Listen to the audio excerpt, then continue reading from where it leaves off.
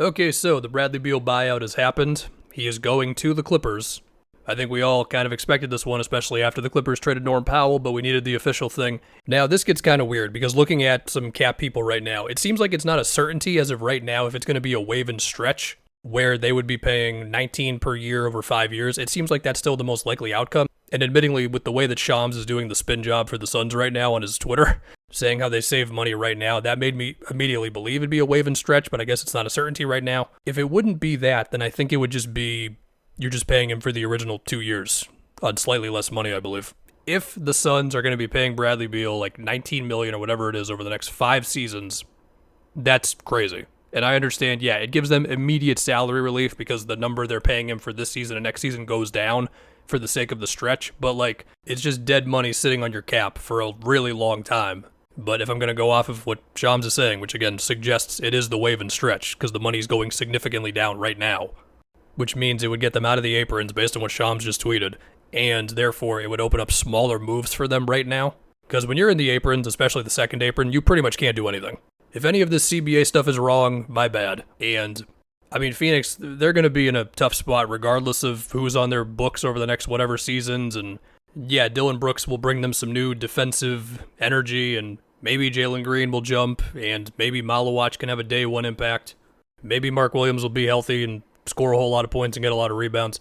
And we know Book is going to be awesome, but they do not control their own draft pick for a long time. It's either locked up in protections or for some years they just don't have one. I mean, we get it. The whole relationship soured and he didn't want to get traded. They clearly wanted to deal him. He had the no trade clause and pretty much he just wasn't the right other guy with KD and Book. They needed more defense, passing, rebounding, all that.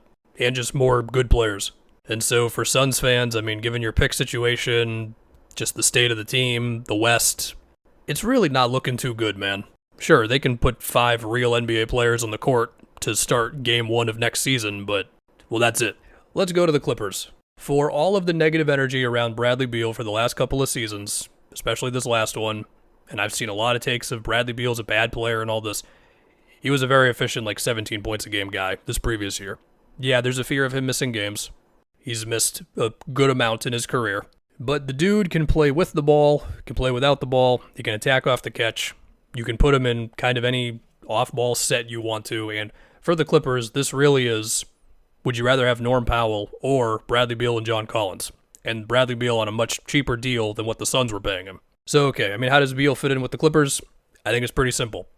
He's a shot maker who can step into an infrastructure that's a really good defensive team. Assuming that Brook holds up, that means the bench is still going to be good defensively, as Zoo is going to be awesome protecting the basket.